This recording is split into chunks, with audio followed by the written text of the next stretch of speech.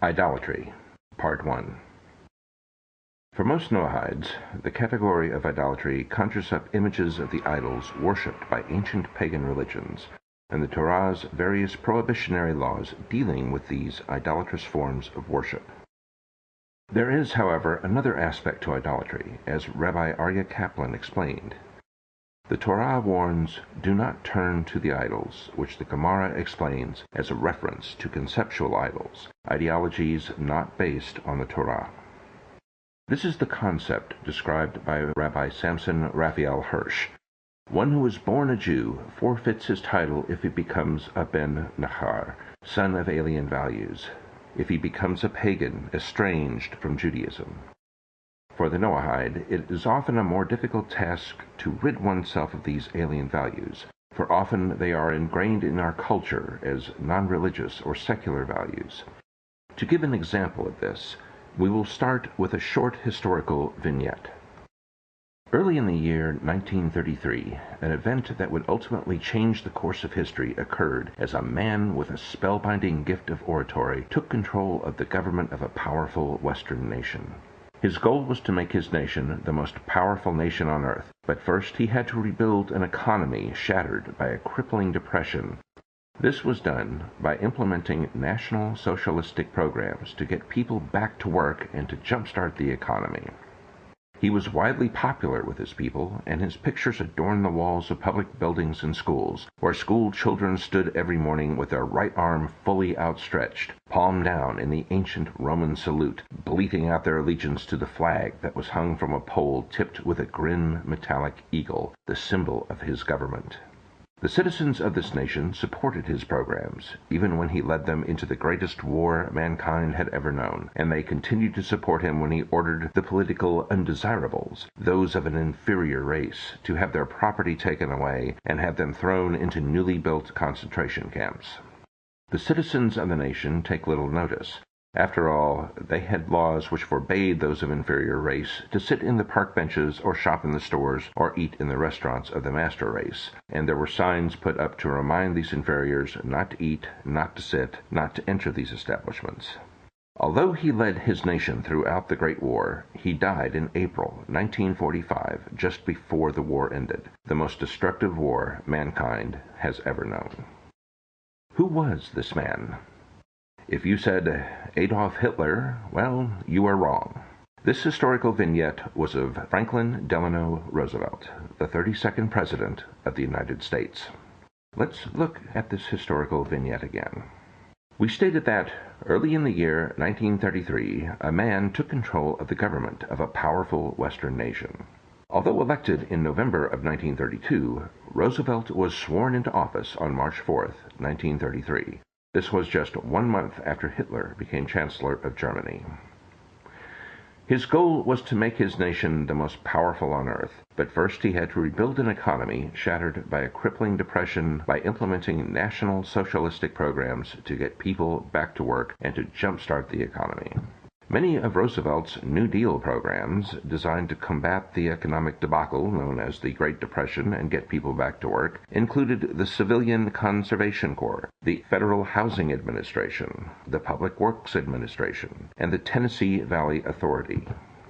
School children stood every morning with their right arm fully outstretched, palm down in the ancient Roman salute, bleating out their allegiance to the flag that was hung from a pole tipped with a grim metallic eagle, the symbol of the government. The Bellamy Salute, named after Francis Bellamy, a Baptist minister who wrote the Pledge of Allegiance in 1892, was, for 50 years, the original salute for the Pledge of Allegiance since the end of the 19th century. It was the same Roman salute, as depicted by artists such as David, that was adopted by the German National Socialist Workers' Party, the Nazis. In America, the Bellamy salute was changed in 1942 to the now familiar hand over the heart, due to the embarrassment of it being the same salute of the Nazis. The eagle on the flagpole was the symbol of the Roman Empire, and it became both the symbol of the Nazi Party as well as the symbol for the United States of America. The citizens of this nation supported his programs, even when he led them into the greatest war mankind had ever known, and they continued to support him when he ordered the political undesirables, those of an inferior race, to have their property taken away and have them thrown into newly built concentration camps. This was Executive Order Number 9066, signed February 19, 1942, by President Roosevelt. This order forced the evacuation and internment of nearly 120,000 American citizens of Japanese ancestry. Although we did not gas them or turn them into soap, there is no doubt that, had a poll been taken, a large percentage of Americans would not have minded if we had. We must only remember back to 50 years previously to our social programs designed to eradicate the inferior race of Native Americans and the Nazi-like propaganda that accompanied these programs to make us realize how thin the margin between Nazi and American ideology there really was. The citizens of the nation take little notice. After all, they had laws which forbade those of inferior race to sit in the park benches, or shop in the stores, or eat in the restaurants of the master race, and there were signs put up to remind those inferiors not to eat, not to sit, not to enter these establishments. As with the signs in Nazi Germany forbidding Jews, the southern United States had, at the same time, what were called Jim Crow laws forbidding non-whites from many businesses, restaurants, and even drinking out of the same water fountains as white people. The strain of leadership in the war drained him physically, and before the Great War ended, he died in April 1945. Roosevelt died on April 12th, just 18 days before Adolf Hitler took his own life in a bunker in Berlin. What is disturbing about this vignette are the parallels and similarities between the conceptual ideologies of America and Nazi Germany. We do not compare one against the other to show how the Nazi culture was so much more evil. What we need to do is compare both against Torah, morals, and values.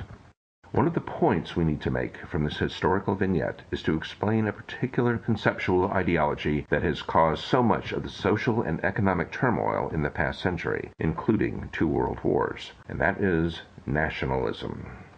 Nationalism has been viewed as many things: excessive patriotism, the feeling of superiority for your society, culture, or state over any other, or extended tribalism. Americans, as were the Germans, are full of pride for their nation and culture. They believe they have the best culture that has ever been created. They are proud of their achievements, particularly their military achievements. They have fought many wars and taken over many lands, and forced other weaker nations to do their will. In this aspect, the Americans are like many other previous Western nations: the British, the French, the Dutch, the Spanish, the Portuguese, and scores of medieval states.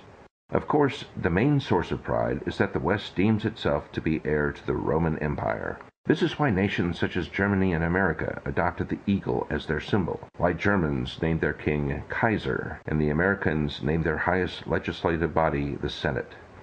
English is full of Latin words, and Latin is the language of medicine, science, and most importantly, law.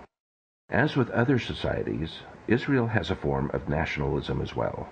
Unlike the other Western nations, such as the Germans or the Americans, the nation of Israel's nationalism is not about land or wealth or power. Unlike other nations, their nationality is determined by the mother. Unlike other nations, they became a nation before they had a land. Israel does not glory in war, or military might, or political power. Their cultural achievements have to do with justice and peace. But the most peculiar trait of Israel's nationalism is that they do not push it on anyone else, yet it is open to all. It matters not which land or country you were born in, what religion you had accepted, or the color of your skin. The nationalistic goals of Israel are not to wield power over others, but to show kindness and charity.